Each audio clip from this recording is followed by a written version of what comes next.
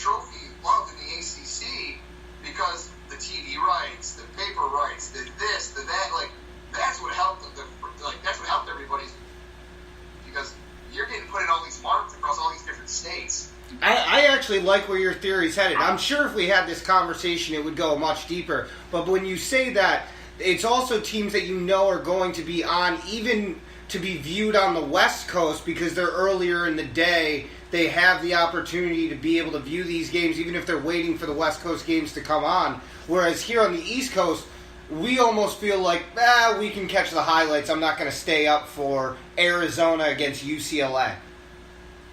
Yeah.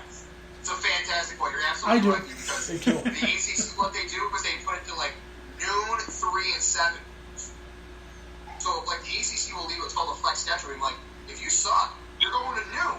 If you're good, you'll go to 7. You're absolutely right. Like the West Coast fans will watch those 3:30s and 7s, and you can influence that side of the country too. Yeah, it's a great point. Yeah. All right, and so the last player, Dexter Lawrence, an absolute monster at Clemson. Is going to be a lot of fun to watch if you like seeing people be swallowed whole. It's a good way to put it. Dexter Lawrence, I'll admit about Dexter Lawrence. I'm going to do my research on Dexter. I actually have the cover of Sports Illustrated sitting in my living room right now. It's just the best defensive line ever. That's how good the defensive line for Clemson is. I've seen polls this preseason that have said the 4 defensive linemen for Clemson are the top 10 players in the country. Yeah. Oh, I believe it. Washington has 4 to 10. Yep. Yeah.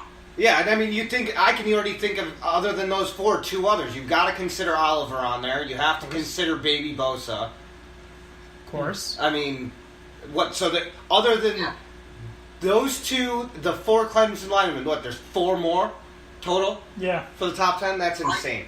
Bryce Love's probably another one. Yeah. So we got some fun games to watch. First one's going to be the best game. I like to highlight the games that should interest people. First one, Albany at Pitt. Hobart and Brockport. Is that it? No. Neither of those teams are in the ACC. Albany at Pitt. Going to be fun.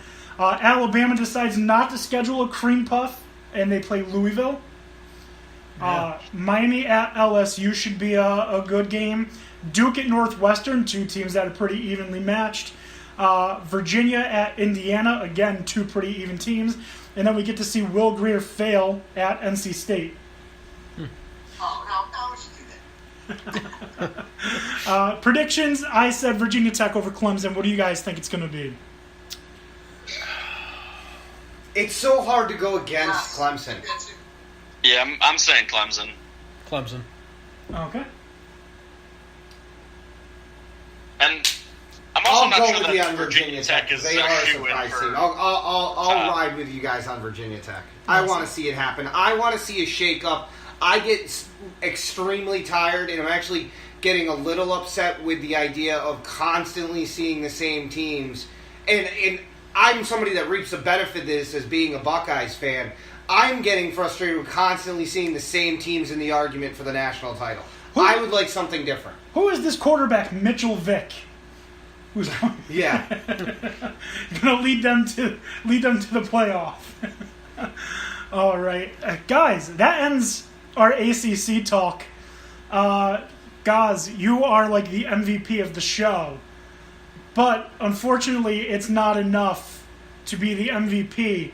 Oh, no. Because Baker Mayfield is going to be the NFL MVP. No, he's not. In order to be an MVP, and in case you didn't know, every week I find new reasons why Baker Mayfield is going to be the MVP of the NFL.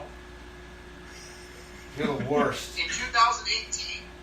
Yes. Here's what I want you to do, Dan. So I want you to spin the camera around and just show me all the booze you've been drinking tonight. I do not drink, sir. About time somebody called you on that. Listen to this, though. Is it bath salts? Somebody help him. Is it bath salts? Help somebody grab it. Listen, I don't know what he's doing when I'm not here. What flavor Gatorade is that? Let me smell that. Yeah, it's Cap'n Jack flavored, I guess. Send it over here and inspect it. Yeah. So in order to be an MVP, you have to have support from those unexpected places. And Baker Mayfield, of course, has that. Yeah. Former wide receiver Greg Jennings, a man who knows great quarterback play, professed his admiration for Baker, calling him the quote-unquote most impressive rookie quarterback. Respect from his teammates? Check. Respect from his opponents? Check. Respect from the previous generation of NFL players? Check. And that is why Baker Mayfield is your 2018-2019 NFL MVP. And here's why he won't be, because he plays for the Browns. If he gets them 4 wins, he's the MVP. No. Oh, okay. Now we're getting back to reasonable. If he gets 4 wins, that should have been where the sentence ended right there. Baker Mayfield's a nice player. He's Yeah, actually... okay, I think the Browns might be figuring stuff out. But, like, MVP, no. Hey, by the way, quick story about Greg Jennings. Greg Jennings is actually the wide receiver for my former college coach. He played at Western Michigan with John Giroux, who's the Hobart coach right now, and Jason Babin. So, shout out to Greg Jennings. Nice. So, Baker Mayfield... You couldn't have planned that. I couldn't. No. Baker Mayfield... Baker Mayfield obviously going to be the MVP. We also play a little game called Which is More Likely. He got Guys, I shut want to ask I you... was hoping to take the shot. Sorry, what was that? He's hoping it was take this shot. That would have been nice. I thought the game was take this shot before the podcast. We'll see how drunk we can get. All right, what is the game? Go ahead. I'm sorry. It's which is more likely. I present 2 scenarios. You have to choose which of the 2 is more likely to happen. Yeah. All right. First one: Kelly Bryant is the Clemson Day 1 starter, or Trevor Lawrence. Kelly Bryant. So you don't think Kelly's going to get injured? No, it goes back to that Watson theory from earlier. Like, I think Dabo Sweeney is less likely to start a freshman because I have an example of him doing that in the past. All right. What do you guys think? Kelly Bryant, Trevor Lawrence. Give me Lawrence. He's going to go Trevor Lawrence. Start of the season, Kelly Bryant, that may change. And Yeah, I'm going to agree with Tony there. I think Kelly Bryant starts, but very possibly doesn't finish. Okay. The second question: Mitch Trubisky wins the first game of the season for the Bears, or he loses the first game of the season for the Mitchell Bears. to you, damn it. What was that? I said that's Mitchell Trubisky to you, damn it. Oh, damn! I'm sorry. Yes, Mitchell Trubisky. Yes, Mitchell Remind me, who Trubisky the going Bears to win play his. game 1? Was he going to win game 1? Who they play? The Broncos.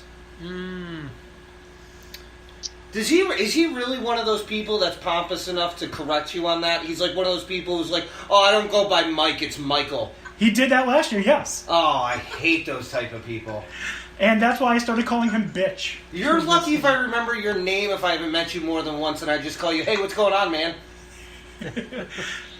So I think Mitch Trubisky's going to get a win. I think the Broncos are. I think the Broncos are a bad team. I think Trubisky gets the win in Chicago. I think he loses. Yeah, I'm going to agree with you. And I don't really think it's going to be because of Mitchell there. I think it's going to be a lot more Jordan Howard and the Bears' defense. Oh, wait a minute. Wait, I'm sorry. That was their preseason game. It was their next preseason game against the Broncos. It's against the Packers. They lose. Oh, okay.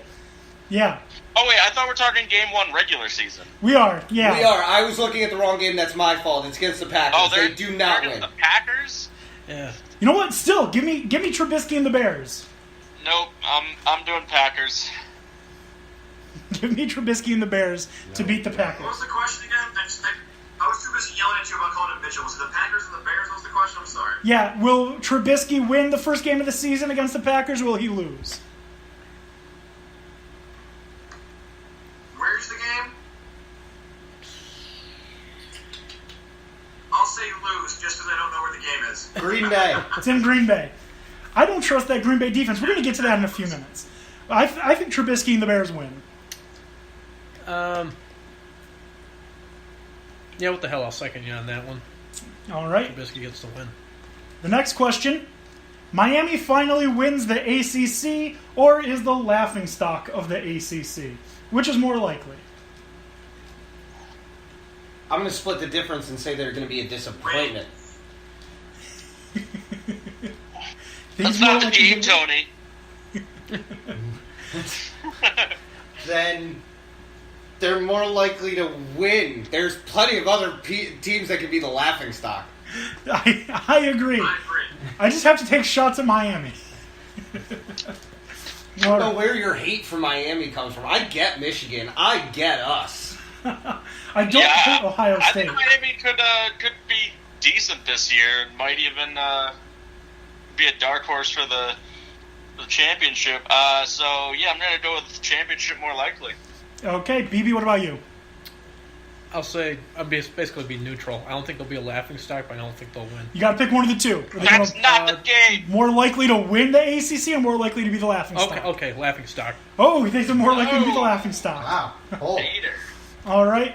The next question, more likely Aaron Rodgers plays all 16 games this season or that he'll play less than 8?